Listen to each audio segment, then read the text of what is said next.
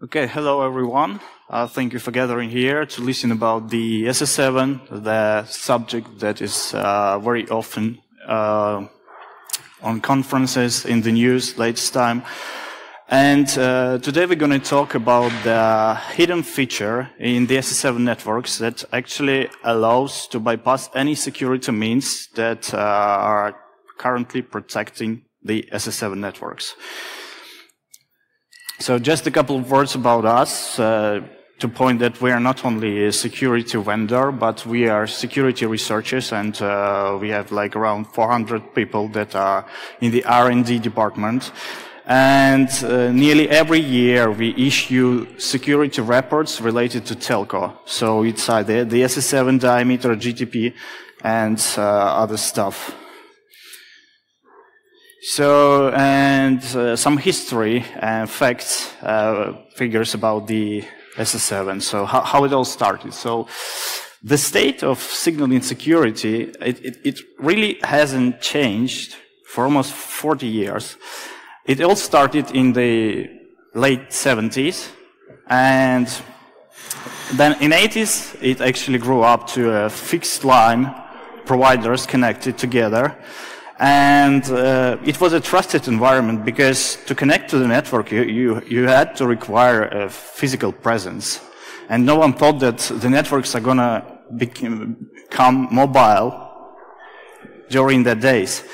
And then what we had in 2000, so the specification of the SS7 called SIGTRON, so the SS7 was put on the IP layer, was introduced. And the number of operators started to grow and increasingly grow, and security was still missing. So actually the telco networks went mobile, but the architecture that was fundamental for the SS7, it stayed the same because there were no opportunity to change it. And what we have now in 2019, so it's not trusted anymore because it's not only the MNOs, which is mobile network operators, it's only a virtual network operators, and the value-added service providers who are, for example, sending forecasts as a value-added service. And so number of connections to this SS7 network is just really huge. And we all know that the 4G protocol was introduced, and it actually used another protocol stack, which is diameter, although it was developed for another means, but the telco industry thought it as applicable for the 4G. And what we have, the 4G networks using another protocol, they still interface with the SS7 for the roaming purposes. So the message coming on the SS7 layer to reach, for example, only diameter network, it has to be converted. So, and we actually put into the position that even if the diameter would have been secure, we need to get rid of all the SS7 to get the network secure. But the problem is that the diameter is the same vulnerable as the SS7. So basically the same threats on three different protocols, the SS7, the diameter, and the GTP, GPRS tunnel protocol, so that is used for mobile data, they have the same threats. So what can a hacker do? You can track the location pretty easily, intercept data, calls, SMS from anywhere, because you don't require any physical presence to get connected to the SS7 network, because you can use it from your virtual machine, just setting up an IPsec tunnel to the operator that will allow you this connection, and it will share the identifier that you're going to use for sending the messages. So it's pretty simple, and even on the internet there are open source tools that allow you to do that. You just have to find the operator that will agree to sell you that access. Steal your money, For sure, for example, even without any additional like malware stuff for the mobile, if the money transfer over USSD is supported, you can steal money right just exploiting the SS7 vulnerabilities. Getting access to the email and social media, so it's pretty simple through one-time password recovery. And for sure, the most hazardous threats is performing massive denial of service attacks. So either on big groups of subscribers or the network equipment. So we're talking about that, but are these threats real? And we can answer yes, for sure, because during some time, when the SS7 theme was started being popular, the operators were kind of not believing in the existence of this threat because they've never heard about the public cases. And now, for the last years, we just received several big public cases, which actually were revealed. So in 2017, it was the operator that was attacked to intercept the security codes of the bank. And now in February this year, we had the Metro Bank, so that had to admit that it got clients' funds attacks via the vulnerability of the SS7. So this banking stuff, it's usually used with the combination of the social engineer or malware. So in both of these cases, there was a malware put on the customers' mobiles to get their logins and passwords, and then one-time password was intercepted for the transaction confirmation. So our worldwide research statistic that is based on more than 70 telecom security assessments tells that actually all the LTE networks that uses 4G are vulnerable to denial of service attacks, and 75% of networks, they actually put subscribers at risk of gap tracking, and in 53% of network, which is still a pretty high amount, the cold tapping attempts are successful. And from security monitoring projects, we can tell that the operator can be hit thousands of attacks per day, which is a really huge number. So, and in 9 of 10%, the short message was intercepted. So the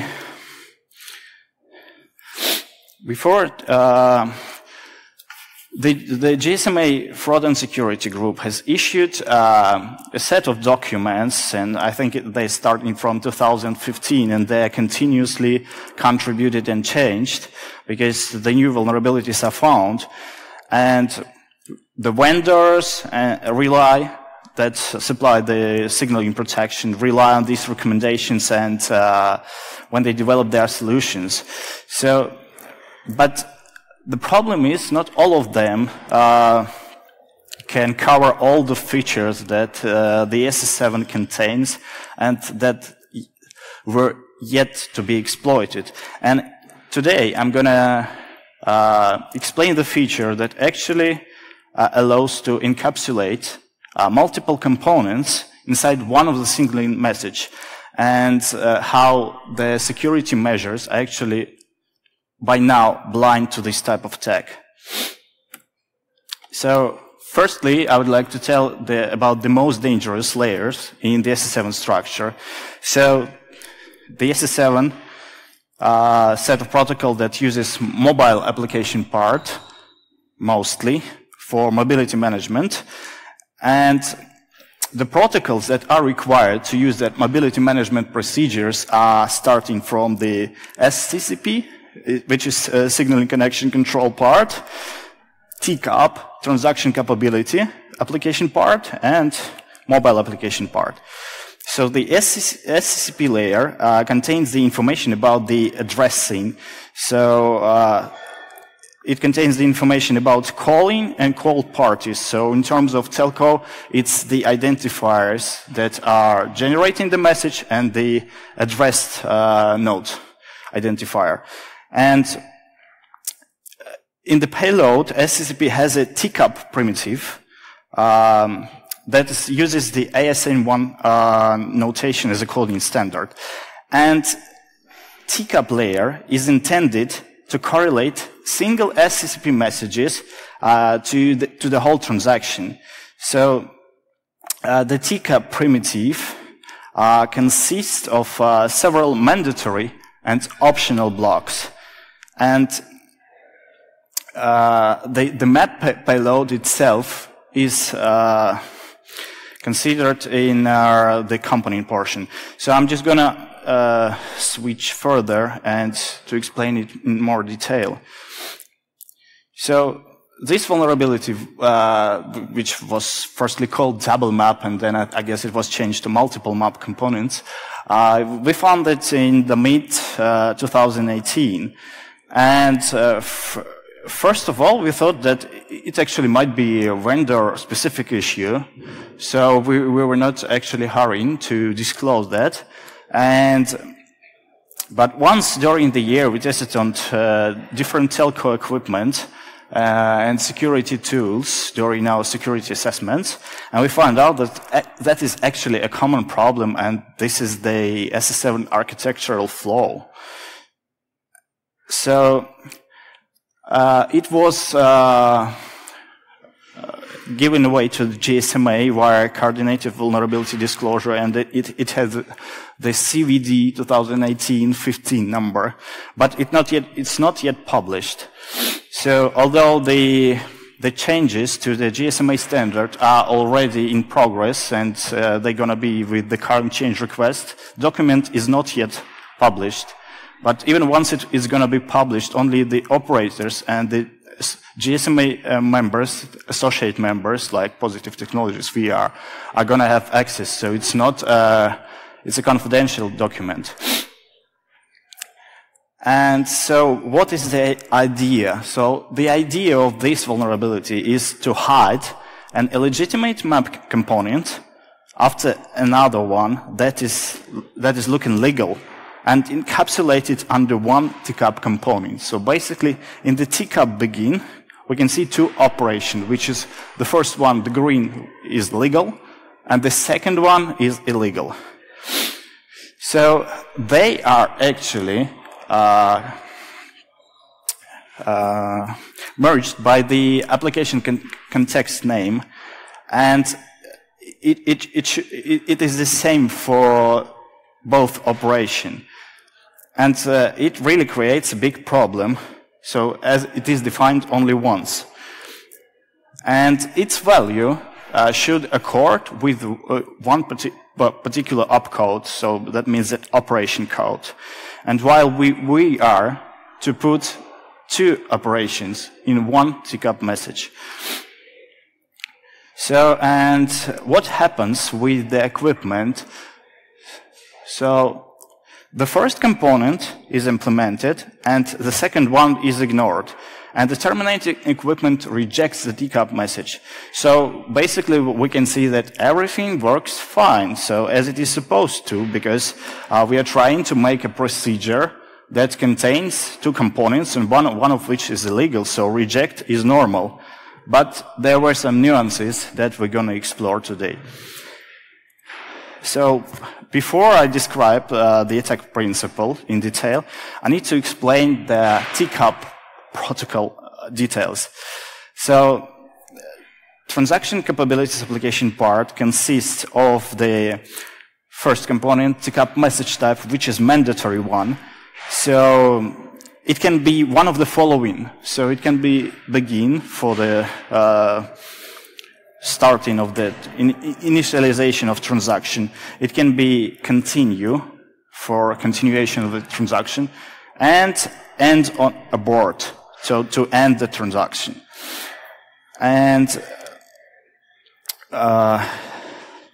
the pretty important component is continue, which actually allows to continue the transaction, and we're going to focus on it later. So the next is transaction ID, which is also mandatory. So this is an identifier of the transaction. And the next one is dialog portion, which is actually optional. So we can see here the application context name, and this part can be optional for an older version of the MAP protocol, and which actually can be left blank. And component portion. So component parameter can also have several values. So here we can see invoke. So invoke is used to send data. So this component is usually used for initiating the request. And it can be also return result not last, that's used to send data in responses. And return error and reject on map layer already.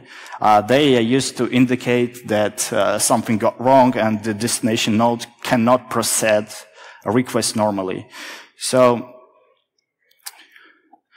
it should be noted that reject and return error components may be delivered within TCAP end to end the transaction, and within TCAP continue. So as we can see, the dialog portion can be left blank. So before to proceed, just a quick introduction on basic nodes and identifiers. So the MSISDN, that's Mobile Subscriber Integrated Service Digital Number. So that's a telephone number that we all are used to. That's what we dial when we call a friend or stuff like that.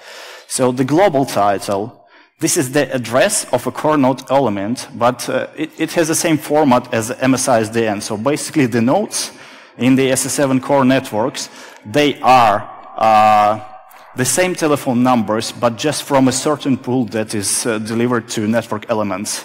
The IMSI identifier, International Mobile Subscriber Identity. So this is the identifier that is used in the most of the operations inside the SS7 core network. And every MSISDN has a correlation with the IMSI identifier. So you as subscribers may not know your own IMSI identifier because you don't need it, but the telco equipment of the operator you are using knows that. The STP, so this is a border device, signaling transfer point, so basically a border router that processes the incoming messages and outgoing messages for roaming to another operator. The HLR, home location register. So this is a database that contains the subscriber profile, the information about their accessible functions, about their verification platform and stuff like that. And it contains information only about the home subscribers.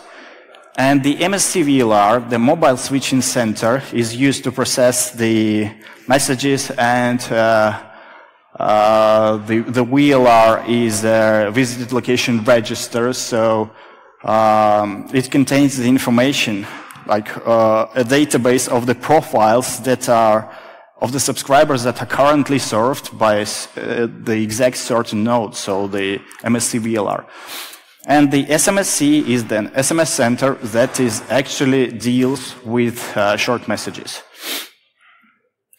So a couple of words about the IMSI. So its identifier by itself is not valuable to an intruder, so but they can carry a lot of malicious actions against the subscriber once they know that.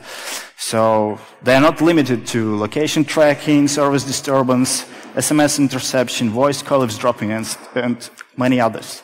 So the IMSI is actually considered personal data as per GDPR. So now, firstly, I'm going to show the process of the SMS delivery when there are no special means in place. So how does it work? The SMSC sends the SRI for SM, send routing info for SM request to the operator premises.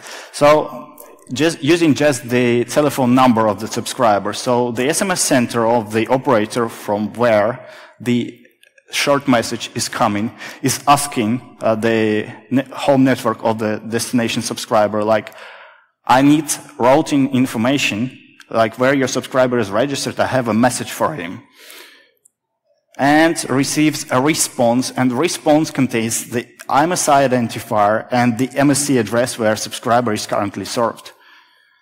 And then, using this information, the SMSC sends terminating SMS using the IMSI with the SMS text to the MSC where subscriber is served and the message delivered. Now goes the radio flow and subscriber receives the message. So how can the hackers abuse that procedure? So they can use that SRI for some message, not with the goal of sending further SM. So they asking about what subscribers of the exact subscribers with that MSISDN, what's his IMSI, and where is he currently served and what MSC, and then not send the SM afterwards. So for the reason of hiding the IMSI, because we just observed that IMSI is a really valuable identifier for further and malicious attacks, the SMS Home Routing system has been developed and is already in place for many years, and many operators use it. And what actually it does? So the SRI for SM requests, they are transferred not to the home location register directly, but they go first to the SMS router, and the SMS router responds with the fake IMSI and with its own SMS address. And now the SMSC uses that procedure to send the SMS using that fake identifiers. And this SMS is actually being transmitted to the SMS router. So only SMS router knows real IMSI, and only this internal node knows the real MSC that is currently serving the subscriber. And then SMS router, with that correlation in its memory, just proceeds with the request, SRI for SM, and then delivers that message. So there are basically two parts of the procedure now with the SMS router. And how it helps to protect against malefactors. So the SRI for SM goes to the SMS router, and SMS router delivers fake IMSI and SMS router address, which is fake MSC. So if the malefactor now tries to attack based on the fake IMSI, he won't succeed. If he tries to address the SMS address for procedures that are actually related to MSC, he won't succeed because they're going to be abort and reject. So let's observe the first case. So we're going to use the application context name for the illegitimate component. So we can compare it like to two soldiers when they're trying to contact via radio, and it actually looks like, send me some info, and the second soldier cannot understand what's going on, and he's asking to repeat. Now let's observe. So we are dealing again with the SRI for SM message that we just observed and how it works. We have the SMS router here, we have the SS7 firewall, which actually processes all the incoming messages from the operator, from the roaming premises. And the SRI for SM,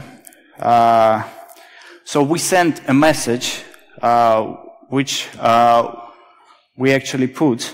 So we can see we're using the application context name that is related to short message gateway context.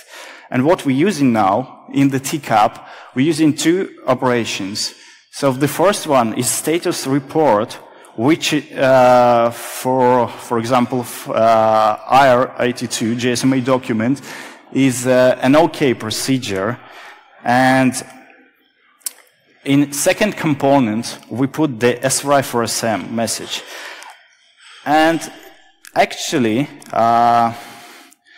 the situation is that, so this message is sent to the SS7 firewall for inspection, but unfortunately, the SS7 firewalls, for now, they are only exploring the first component. So when they reach the TCAP layer, they go to the first map component, they inspect it, and no matter what is shown later, they make a decision based only on the first component. And what happens here? So they inspected the first component, and it seemed okay, and they passing the message into the network. But it's not yet the deal, because we still have a kind of malformed packet. So the HLR, the home location register, received this message. So it's not routed to the SMS router, because the border device, the STP, it also only explored the status report message, and based on that, operation decided to move it straight to the HLR. And the HLR sends a reject message. So because the HLR responds with reject on map layer, but this reject actually is encapsulated in a TCAP continue. So this basically the continuation. There is a possibility to continue the conversation. So it's basically like, I didn't understand your two operations. Please repeat. And so we can see that there is an invoke problem that the HLR finds. And what we're going to do next, so we receive the reject, and now we're going to proceed with these transactions. So even if it's, again, even if it comes through the SS7 firewall, the transaction was already initiated, and most of the SS7 firewalls, they only observe the TCAP begins. And here we have the TCAP continue component with the send routing in for a SAM message, which is actually malicious. And we request the data, we require the IMSI and the MSC, and we receive it in the response. So basically we receive then reject for the first component, which is status report, and we receive send routing info for SM response in the second component. So, and this way we can see that the SMS router and the SS7 firewall basically were bypassed. So, number 2 case. So, as we already explored in the TCAP protocol, we can remove the dialog portions that contain the application context. So, now we're using the send routing info procedure. So, this is basically the same procedure, but not for the SM messages, but this is for the calls. So, and as per GSMA FASG, this is the category 1 message that can only be used internally unless there is a roaming agreement between the operators.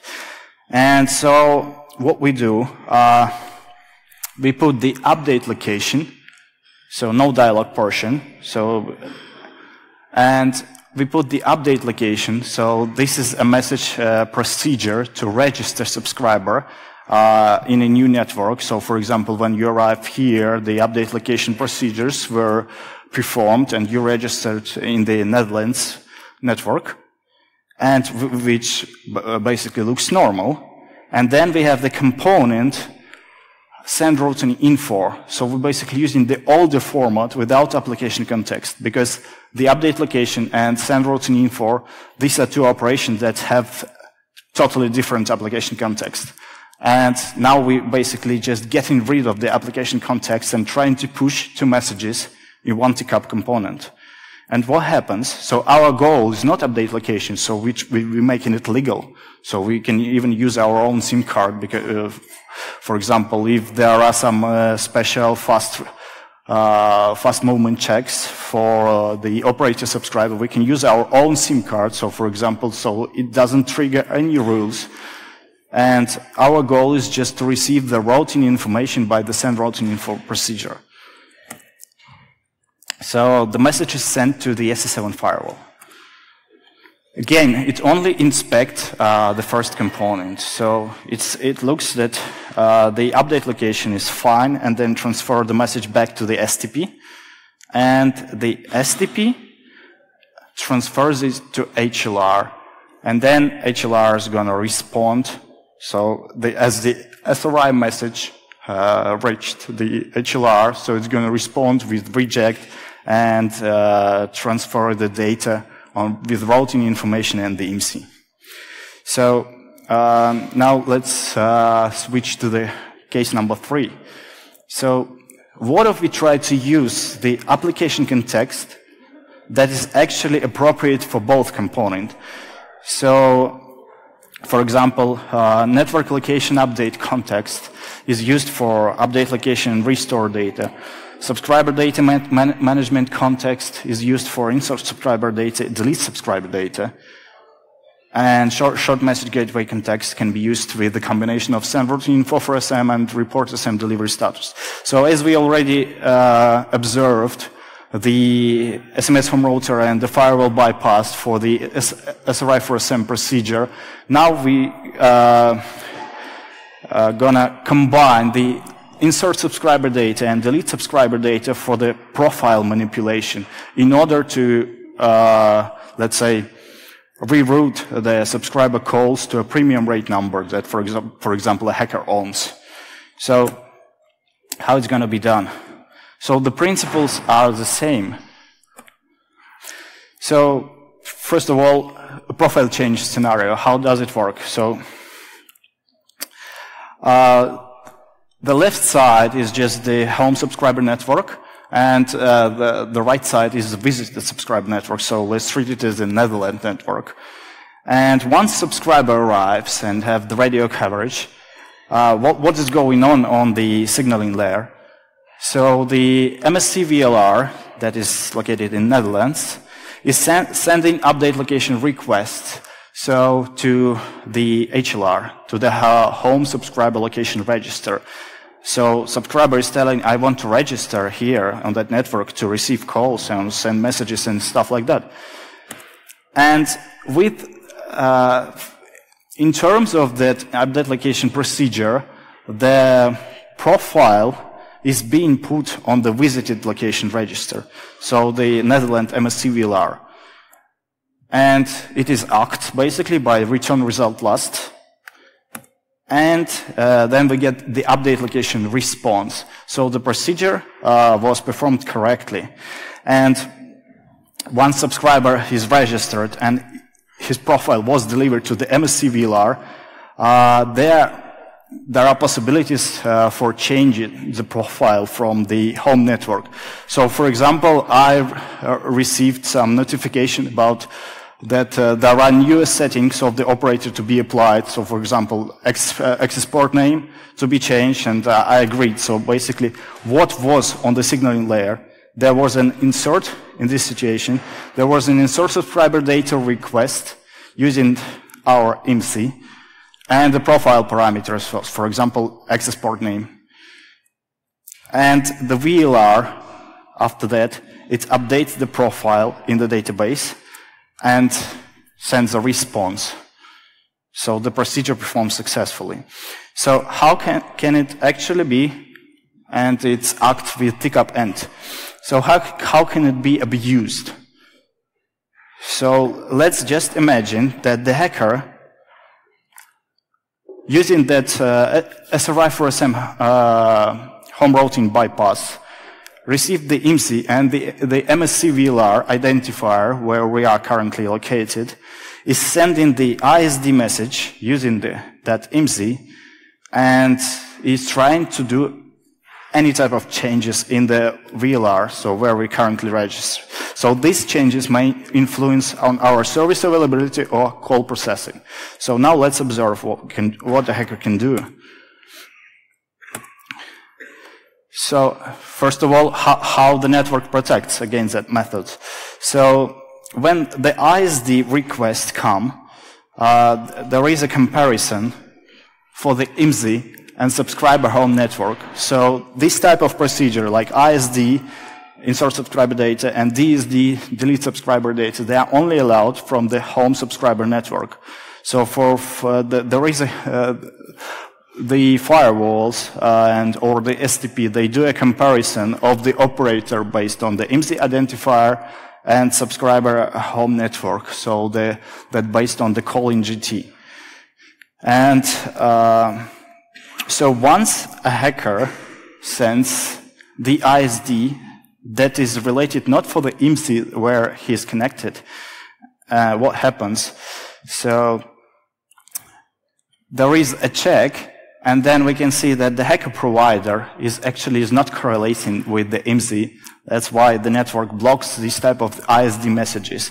And as this is a category 2 GSMA FASG message, and it requires this type of correlation. And once this type of address, for example, that is trying to do this ISD request is identified, it may be fully blocked, for example, because it was identified as a hacker node. So now we're using the application context name appropriate for both components, and we're going to deal with the profile change.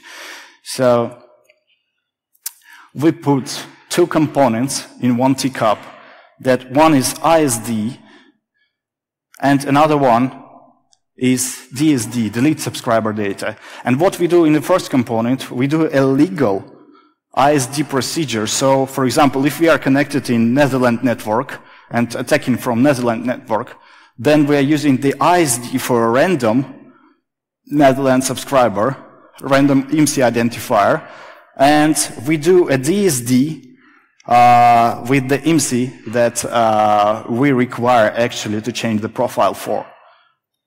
And what happens next?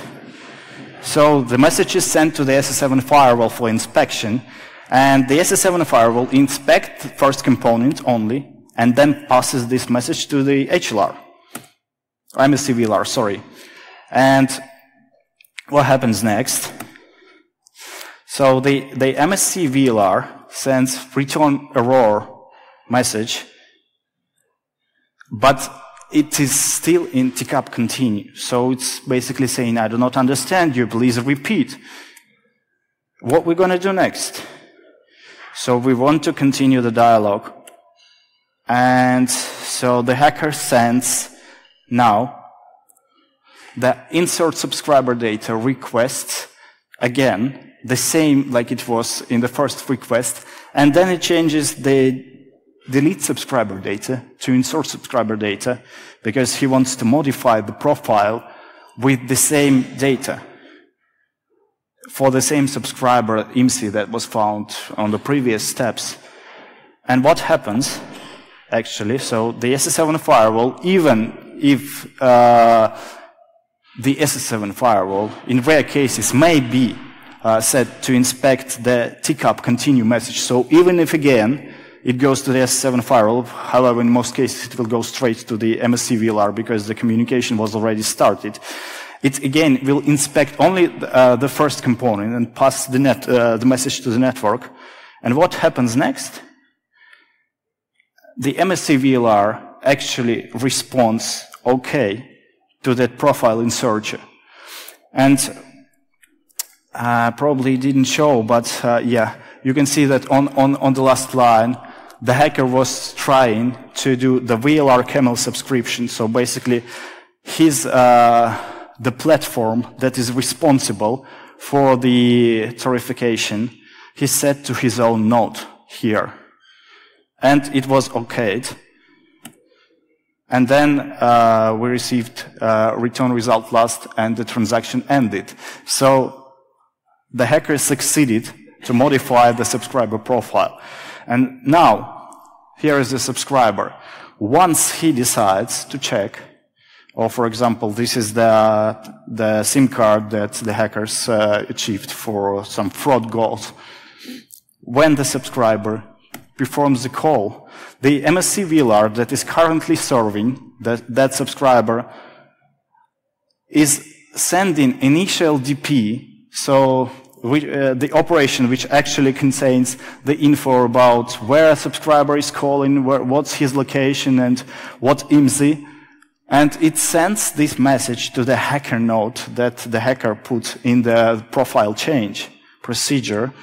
And now what a hacker can do, he can just, for example, release the call, and the call is going to be processed, but he will get all the information about the calls, about the location of the subscriber. But it's pretty simple. But what he can do else, he can send, for example, connect message, but change the destination routing address to the one he wants. So, for example, he puts that number to some Havanas, Cuba, and the call will be redirected, for example, to premium number that the hacker registered on Havana, and subscriber is going to be charged for example, several tens of dollars. So, and exactly the same way, the hacker can put in the destination routing address the address of his own PBX and intercept the calls. So the principles are similar. And this way, the SS7 firewall bypassed, and the SMS Home Router is not doing anything in this scenario. So there is one more case which actually represents an infinite loop. So it really looks like the cycled communication with two soldiers. So, and the transaction can really freeze for long. And how it's being performed. So, again, we put two operations in one component. So it's insert subscriber data and provide subscriber info. And these both two components are legal, so even they were observed by the firewall, even the firewall existed that by this time that compare both components, so they wouldn't find anything evil. And if the SS7 firewall would inspect all of this, it didn't find any illegitimate data, and it would have been transferred to the MSC VLR. And now, the MSC VLR would have answered with return error and reject message in a TCAP continue, so in a communication continuation. And what a hacker would do, he would send just one provide subscriber info and would receive reject in continue. And so if we were to put a script that would have been answering the same, so in a test bed, this transaction kept working for 6 hours. So from Friday evening to Monday morning. So it may just sound fun, but it really has some threats because it overloads signaling channel and processes, and it really may affect the signaling monitoring system so that the operator will not be able to correlate any call flows because of that overload, and we actually made the situation at one operator. And I also have one bonus vulnerability about the operation code tag abuse. So following the ITUT recommendations, there are two ways to perform the operations. There are local codes and global operation codes. But I've never seen global operation codes being used inside of the SS7 networks. But the specifications actually allows to use global codes. So if we actually, it is being done by being coded by 8 bits. So if we change local operation code, that is to global operation codes, and try to send the illegitimate message. So the message that is being set to block either on the border device or on the firewall. What will happen? So we are sending here the send routing info message.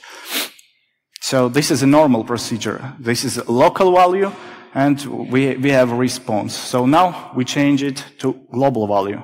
First of all, as you can see, the Wireshark just treats this as malicious. And it doesn't even set the operation code, it only shows invoke because it cannot properly parse the map component, it only parses the TCAP. And the STP is looking for a local opcode based on his rules. And here is a global, and they are ignored. So the STP firewall transferred the message to the home location register. And what is pretty funny here, that the destination networks actually understand the global opcode and replies with the local opcode, and not with the global one, and requested data. So, and we can see the return result last send routine for SM for, with the IMSI, with the requested IMSI, and the requested MSC is being sent back to the hacker node. And what we can see here, that the SMS router is aside and the STP firewall is bypassed. And we tested it on 4 different vendors, and they replied to messages with the global opcodes. So now for the conclusion, what should be done by the operators? So first of all, it is required that security tools should be effective against new and currently known vulnerabilities. And actually, the only way here seems is just to be on the wave of recent research, because the SS7 field, it really seems to be so not yet well explored, because during years, the new 0 days are being found. And if you're not following the GSMA documents and not exploring the recent research, you may have a trouble, because it's not only the white hackers, the researchers who doing tricks with the SS7. It's also malicious people and hackers. So using an intrusion detection solution, so along with the SS7 firewall, in order to detect threats at their occurs, and blocking a hostile source if there are no current means to counteract for the operations that were met by the intrusion detection system. So, and one of the most important, so TCAP component in the begin with multiple map component. So we only observed only one legal part. And it's begin subscriber activity plus process unstructured SS data. So actually this combination is used for an old phones, on old equipment, to be able to process some USSD functions for old mobiles. So although it's not that often being met, but we only see this combination being legal. So although the TCAP has a feature of several components, it's only used once, and for just some outdated equipment. The STP and the firewall should be configured carefully, and the global opcode should also be observed. And as I already told, so all this information goes in GSMA FASG, FS11 document with the current change request, but by that date it's not yet published as far as I know, but I hope it's going to be in May. So I think that's it for today, and I'm open to your questions.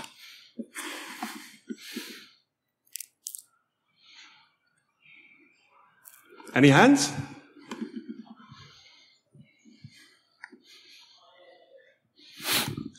Does anybody have a question? Yeah, I can see a hand.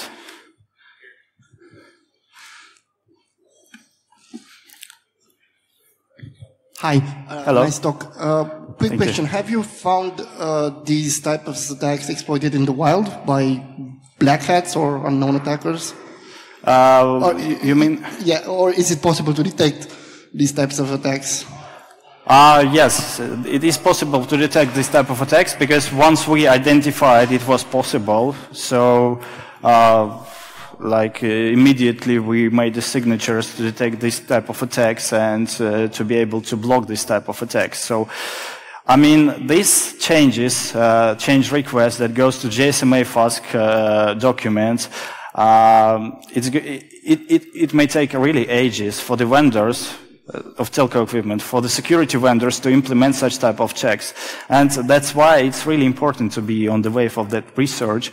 And because once we find something, we just put it in the our knowledge base and to be able to detect with the security products that we suggest. So with detection, I was referring more to end user, not telcos. Sorry? For detection, for detecting attacks, I was referring more, can the end user detect these types of attacks? No. End user is not able to detect this type of attacks because all these operations that we actually observed today, they are being processed in the core network. So, and from the mobile device, you do not have the access, so you are only contacting with the radio, and actually just the radio contact is pretty secure because it uses ciphering. It's not like the core of SS7 system. So, I mean, from most of the severe SS7 vulnerabilities, how you can help yourself to protect from, you can try to disable roaming when you are not actually roaming, but still there are ways to bypass that. So. But from some novice hackers or just the hackers that are using some open source tools, it will definitely help. Hi. How easy is it for attackers to gain access to the SS7? Okay. So basically there were several, how would I say? So we tried to find out how easy it was in 2014, and we just sent basically a document that is telling that we want to be a value-added service provider to send a weather forecast. So and we would like a connection to your operator, and we sent it to several operators in Asia and Africa, and in the time of 2 or 3 days, we actually agreed on the price, like 3K. So it was 2014. Basically, to get the access is just a matter of money. And the journalist of Daily Beast last year, I think it was September or October, they also made that similar type of research, and they were contacting the operator in Europe. And so, as far as I remember, it costed like already 10K for them to get a connection, and probably the further month would be just less expensive. So, I mean, it's just a matter of money, and we have for our security assessment, we have a legal, connection, so we are not doing something bad on purpose. So it's only agreed with the operator, but, I mean, what prevents some hacker from getting the connection and doing the bad things, because it's not yet well, documented the responsibility for that type of attack. So even if that loud case that happened with banks when the money got transferred to hackers, so it's really easy to share the fault, like this is the bank's responsibility, this is the operator. So, I mean, for now, there are a lot of discussions going on the interconnection roaming fraud and how to prevent and share responsibility. So.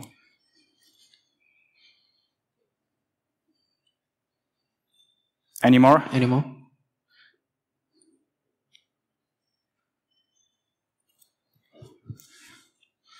Okay, then please give a big hand for Kirill Puzankov.